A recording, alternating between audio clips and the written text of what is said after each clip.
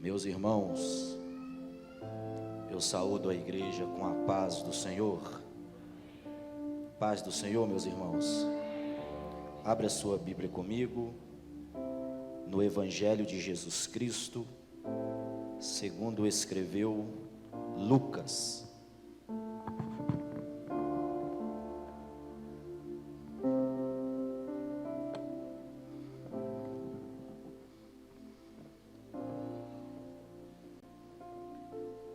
Evangelho de Jesus Cristo, segundo escreveu Lucas. Localize, por favor, o capítulo de número 15.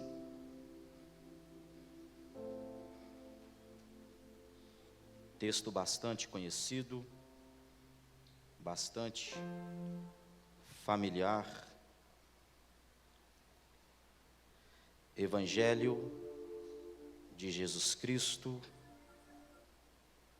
segundo escreveu Lucas, capítulo de número 15.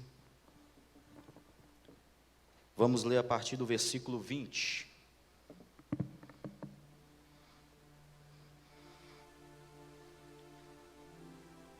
Quem encontrou, se manifeste dando um glória a Deus. Eu estou usando a versão King James. Algumas palavras podem estar diferentes, mas o sentido do texto é o mesmo, amém? Diz assim a palavra do Senhor: E ele, levantando-se, foi para seu pai. Mas ele, estando ainda longe do caminho, seu pai o viu e teve compaixão e, correndo, lançou-se-lhe ao pescoço e o beijou. E o filho lhe disse: Pai, eu pequei contra o céu e a tua vista, e não sou mais digno de ser chamado teu filho.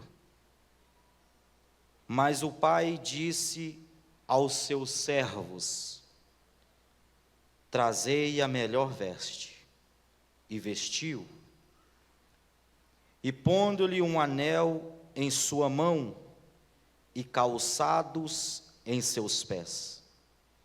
E trazei aqui um novilho cevado, e matai-o, e comamos e alegremo-nos, porque este meu filho estava morto e vive novamente. Tinha se perdido e foi achado, e eles começaram a alegrar-se. Amém? Podemos assentar, glorificando o nome do Senhor. Quero louvar a Deus por essa rica e honrosa oportunidade de uma vez mais poder estar retornando ao nosso templo sede para cooperar na ministração da palavra. Quero louvar a Deus pela vida do nosso pastor presidente, pastor Neemias de Araújo, missionária Eliane, toda a sua família. Deus continue abençoando. Pastor local, pastor, meu amigo, pastor Ricardo, Deus continue abençoando. Pastor José Egídio, Deus abençoe a toda a liderança da juventude. Meu amigo Gustavo, que me fez o convite, muito obrigado. Deus continue abençoando. Ao irmão Willer, Mateus, Deus abençoe. E a todo o corpo de obreiros que cooperam no crescimento e no desenvolvimento da obra do Senhor. Como já foi dito, estou acompanhado da minha esposa, irmã Raíssa. Fica de pé aí, meu amor. Meu Deus. Deus olhou para mim, irmãos, e falou assim: eu vou abençoar esse neguinho aí. Tá aí, a benção. Te amo, viu? Deus abençoe. Eu congrego na filial do Imbiruçu, pastor Jeff Tessiscoto, e eu trago a paz do Senhor, do meu pastor, a toda a liderança, aos pastores e toda a igreja, amém? Meus irmãos, o capítulo 15 do Evangelho de Lucas nos conta, o irmão Júnior também, que é o líder também de jovens, Deus abençoe.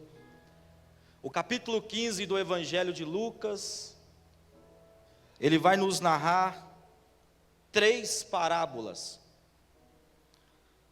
Todos nós somos conhecedores acerca dessas 3 parábolas que Jesus, ele nos conta no seu Evangelho de Lucas.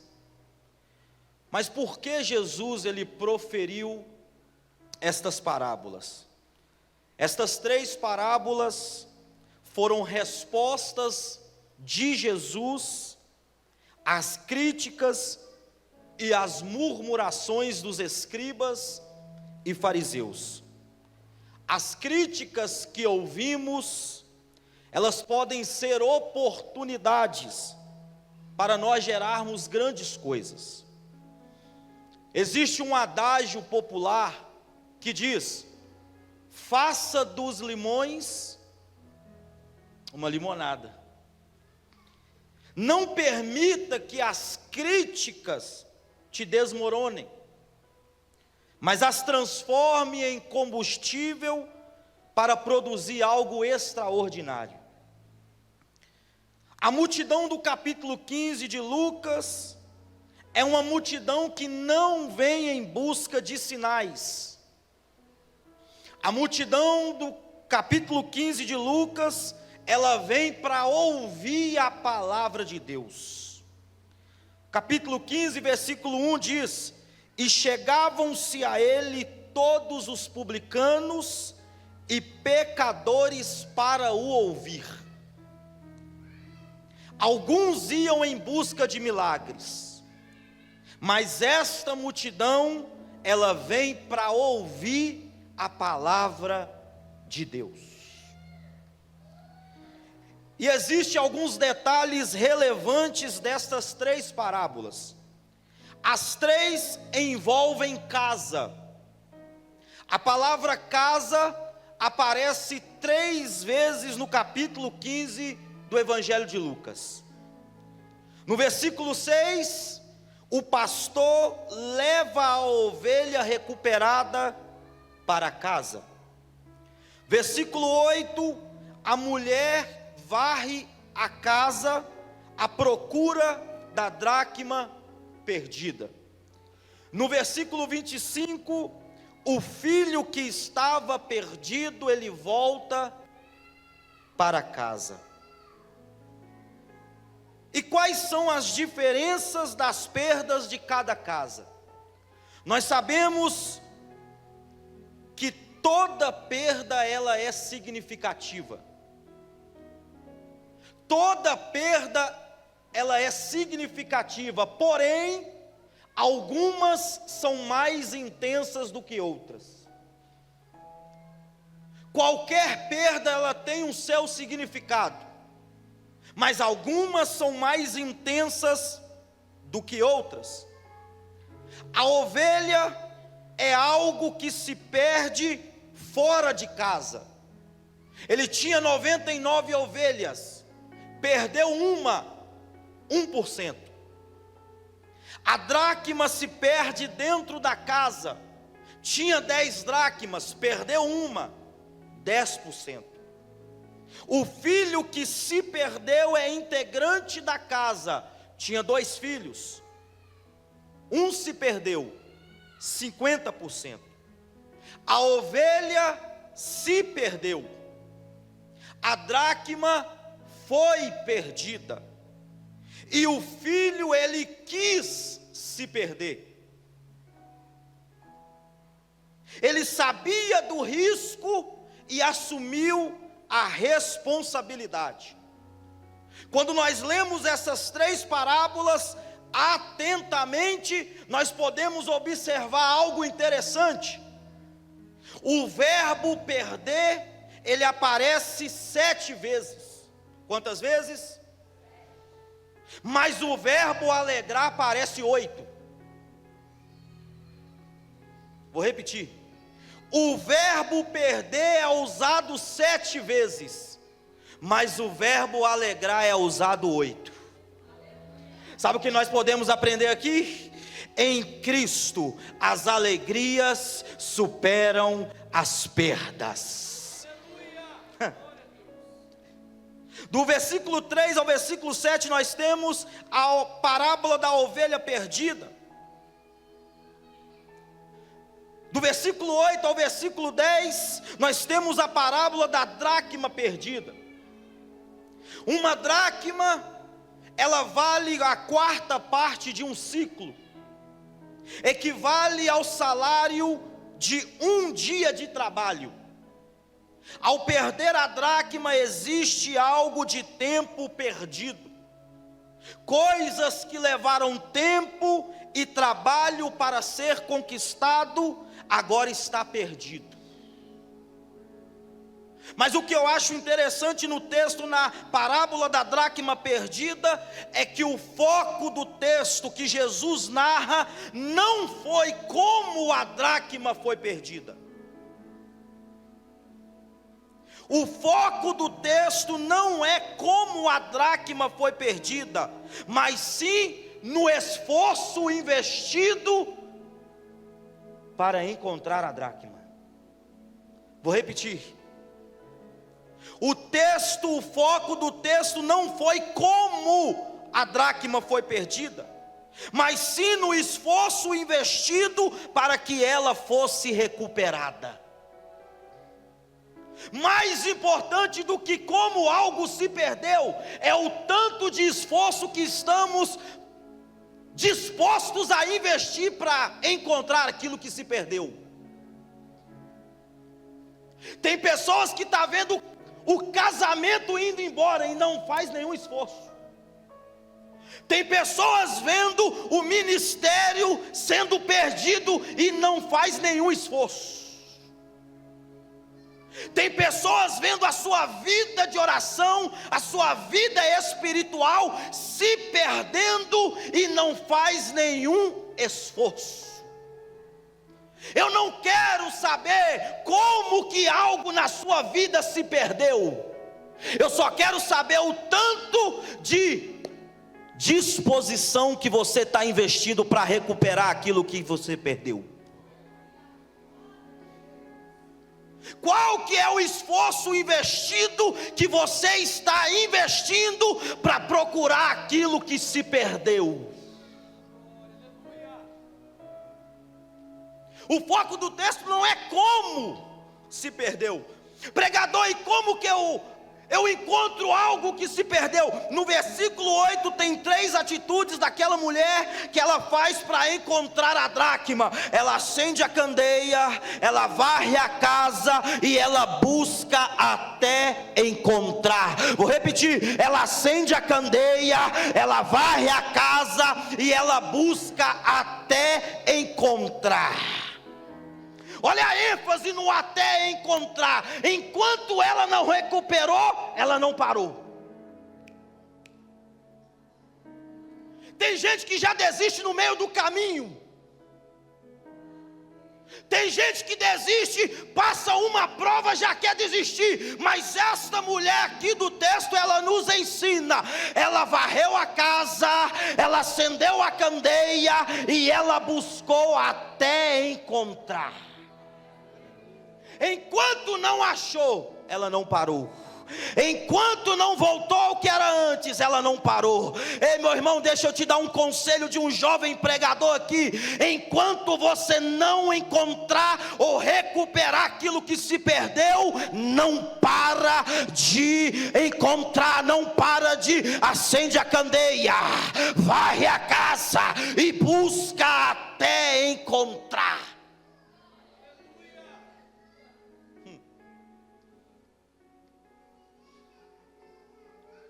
Do versículo 11 ao 32 nós temos a parábola do filho pródigo. Versículo 12 ele diz: Pai, dai-me a parte da fazenda que me pertence. Irmão Cleiton. Ele diz: pai, dai-me a parte da fazenda que me pertence. O primeiro erro do filho, sabe qual que foi? O primeiro erro do filho foi a autossuficiência. É um grande erro nós acharmos que nós temos a capacidade de administrar algo sem a sabedoria do pai.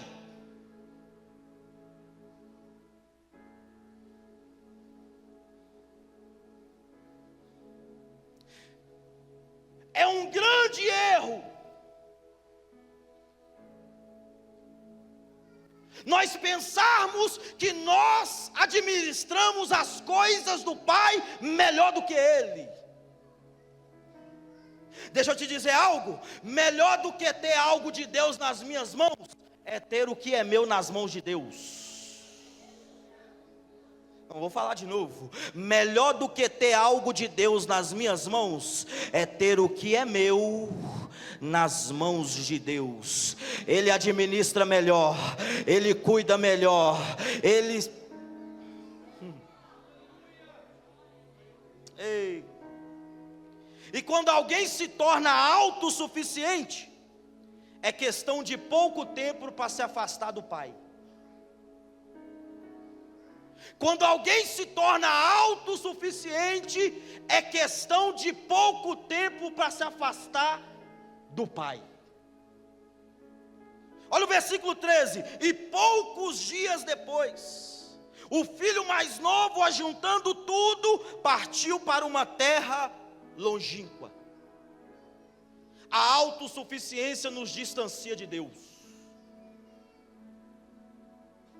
Um comentarista chamado Matthew Henry, em um dos seus comentários que é publicado pela CPAD, ele diz o seguinte: todo autossuficiente, ele caminha a passos largos para o abismo da perdição. E ele diz mais: o que é o próprio inferno, além de ficar longe de Deus?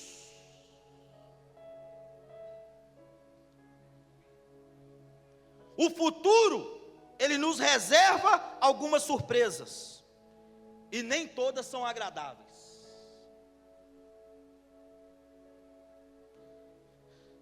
E ali desperdiçou a sua fazenda, vivendo dissolutamente. E havendo ele gastado tudo, houve naquela terra uma grande fome, e começou a padecer necessidades. Longe do Pai, o declínio é intenso. Ele desperdiçou, ele gastou, veio a fome e passou necessidade. Longe do Pai, o declínio é intenso. Longe de Deus, as necessidades levam à servidão. Eu estou correndo. Versículo 15, ele diz: e foi, e chegou-se a um dos cidadãos daquela terra, o qual mandou para seus campos a apacentar porcos. Observe, servindo a Deus, as necessidades também surgem. Sim ou não? Servindo a Deus, as necessidades também surgem. Mas temos como nosso provedor o Senhor que cuida de nós. Salmo 40, verso 17 diz: sou pobre e necessitado, mas o Senhor cuida de mim. Aí o que ele vai fazer? Ele vai apacentar porcos. Na lei judaica, lá em Levítico capítulo 11, versículo 7, diz que os porcos eram animais imundos segundo a lei. Os ouvintes desta parábola, ao certo, se espantaram com essa parábola que Jesus contara. Mas quando eu olho para a Bíblia, eu leio as biografias de grandes homens de Deus, eu posso perceber que grandes homens de Deus, em momentos difíceis de suas histórias, também foram apacentar, mas eles foram apacentar ovelhas, não porcos. Gênesis capítulo 30, versículo 28 ao 42, Jacó, ele vai apacentar as ovelhas de Labão, seu sogro, por 20 anos, você sabe do contexto. Êxodo capítulo 3, Moisés, ele vai apacentar as ovelhas de Jetro, seu sogro, por 40 anos, você sabe do contexto. 1 Samuel capítulo 16, Davi, ele apacenta as ovelhas de seu pai Jessé, você sabe do contexto. Grandes homens de Deus em momentos difíceis de suas vidas, eles também foram apacentar, mas foram apacentar ovelhas. Por quê? Porque Deus não nos chamou para porcos, Deus nos chamou para ovelhas.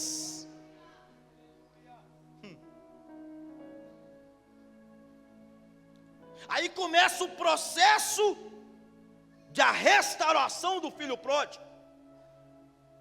E caindo em si disse: quantos trabalhadores do meu pai têm abundância de pão e eu aqui pereço de fome. A expressão caindo em si significa que ele estava fora de si. Ele se encontrou, ele caindo em si, ele percebeu onde foi parar e lembrou do caminho de volta na casa do pai.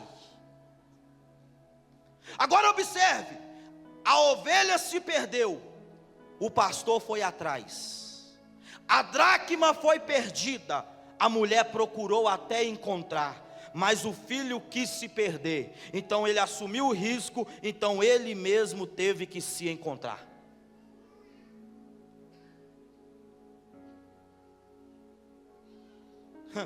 Aí ele diz: quantos trabalhadores de meu pai têm abundância de pão? Tem abundância de quê? Quem já comeu do pão da casa do pai?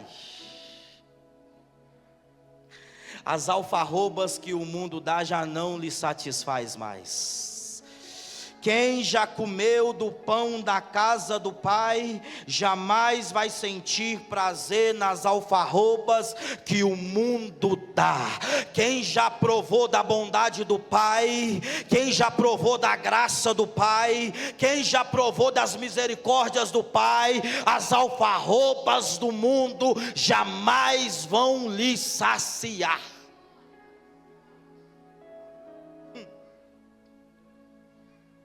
Mas o que me chama a atenção no filho pródigo é que ele não se lembrou do conforto na casa do pai. O filho pródigo não se lembrou do conforto da casa do pai, mas ele se lembrou do pão que há na mesa da casa do pai.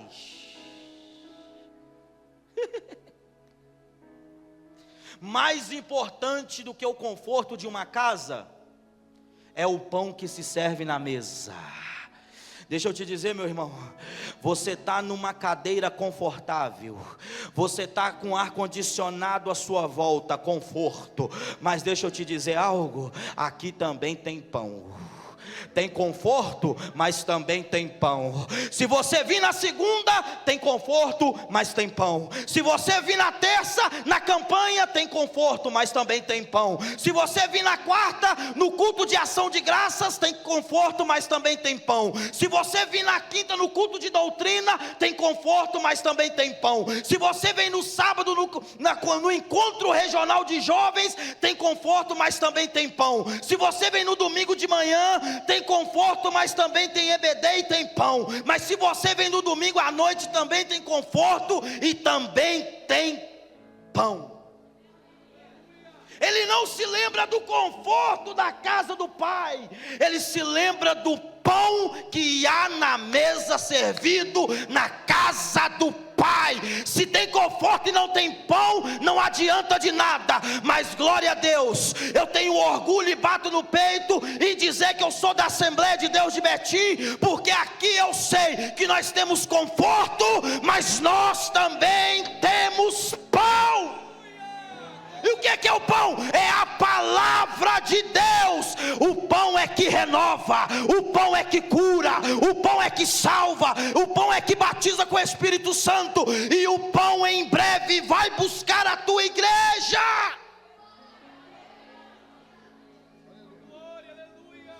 É o pão.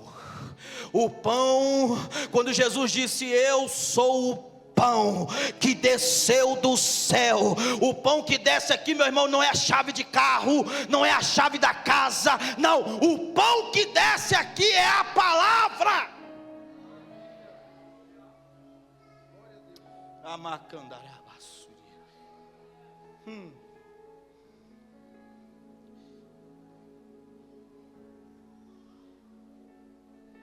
Se uma atitude errada te conduz para longe, uma atitude certa te adianta meio caminho.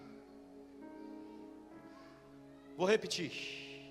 Se uma atitude errada te conduz para longe, uma atitude certa te adianta meio caminho. Olha o que o texto diz. E quando ainda estava longe, viu seu pai, se moveu de íntima compaixão e correndo, lançou-se ao pescoço e o beijou. Antes que o pai chegasse até ele, antes dele chegar até o pai já foi ao encontro dele, já adiantou meio caminho. E o pai livrou ele das pedradas. Deuteronômio capítulo 21, versículo 18, diz: se o pai prestasse queixa aos anciãos da cidade, pelo fato do filho ter lhe desonrado, o filho poderia ser morto ou apedrejado. Mas quando o pai o abraça, o pai está liberando o perdão e está livrando ele das pedradas. Arrependimento gera perdão. Fica de pé no seu lugar. Continua aí. Oh, aleluia.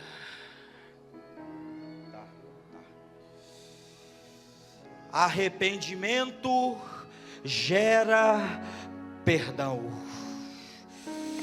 Eu vou tomar as palavras do apóstolo Paulo na sua carta aos Romanos, capítulo 8, versículo 1: nenhuma condenação há para os que estão em Cristo Jesus, e que não andam mais segundo a carne, mas segundo o Espírito. Vou repetir: nenhuma condenação há para os que estão em Cristo Jesus, e que não andam mais segundo a carne, mas segundo o Espírito.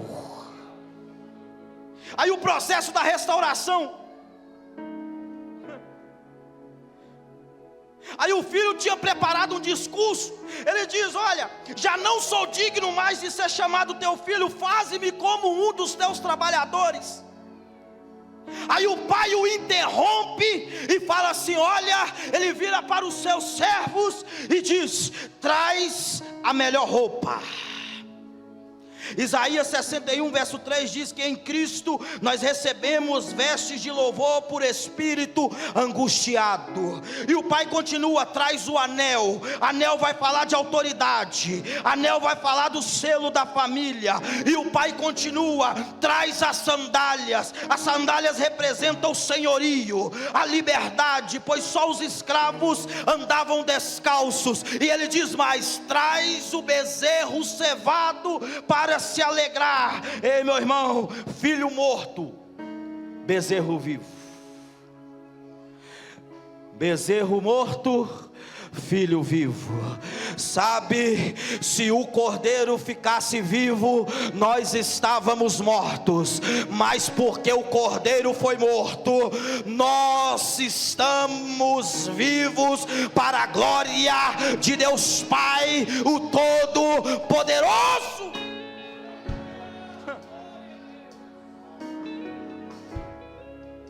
Sabe qual que é o nosso maior desafio? O nosso maior desafio para nós não sofrermos a síndrome do irmão mais velho. O irmão mais velho, ele reclama com o pai de não desfrutar do que tem. O filho mais velho, ele não aprendeu a desfrutar e a valorizar tudo que o pai tinha para ele. Sabe qual que é a síndrome do irmão mais velho?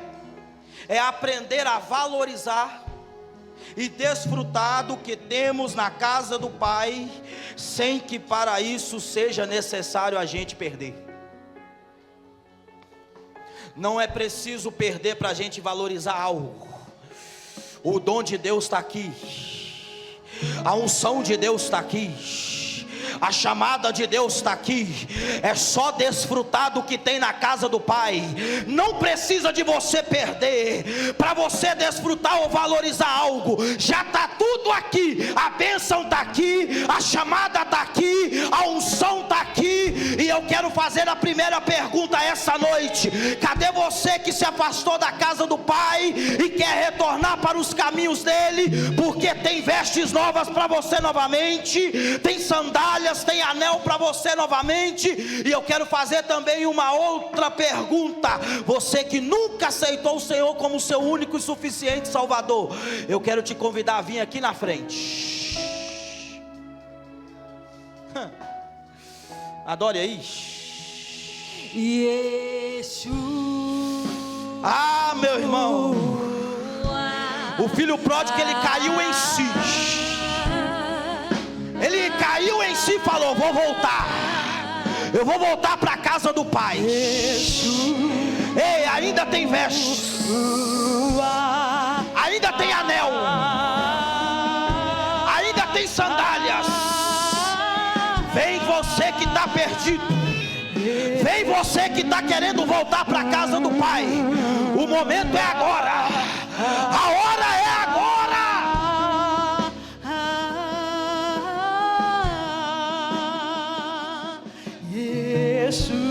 Dá tempo ainda, dá tempo ainda, dá tempo ainda. Meu amado é o mais belo entre milhares e milhares. Meu amado é o mais belo entre milhares. Amém. Tem alguém que quer entregar sua vida a Jesus? Tem alguém que queira voltar para os caminhos do Senhor? Se tem, nós queremos orar por você. Irmãos, pode permanecer em pé. Eu vou dar os avisos rapidamente. Os avisos da semana é que amanhã, na nossa tradicional concentração das segundas-feiras, nós vamos estar recebendo aqui o pastor Elias Torralbo ensinando para nós. Então toda a igreja está convidada a participar. É um culto com todo o campo das Assembleias de Deus Betim. Então venha participar, tem sido uma bênção. A Assembleia